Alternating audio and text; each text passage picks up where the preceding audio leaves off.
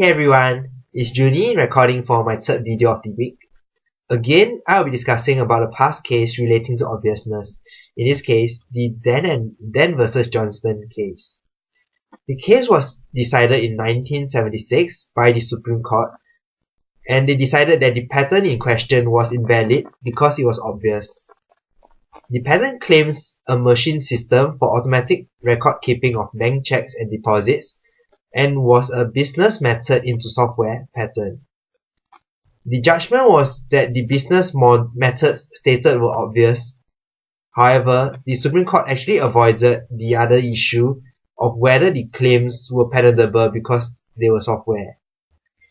Although it seems odd for the Supreme Court to avoid the topic, I feel that this was perhaps one of the best decisions back then, and I will explain why.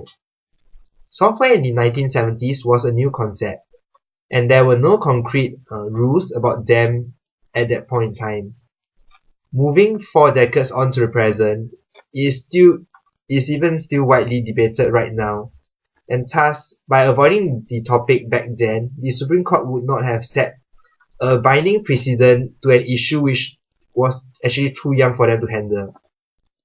At that time, technology was not so advanced, and it was not exactly clear how much you could move on from patenting or not patenting a software.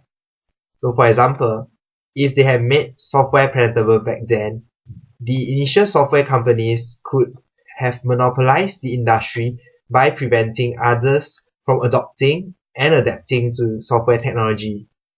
While this issue may not seem as serious right now if software were made patentable now, because it will still have a great impact back then, because now there are so many software available in the market without patents.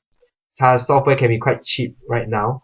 But think about it, if most codes had patents even from the 1970s, how much more do you think we will be paying for even to install an operating system such as a Macintosh or Windows?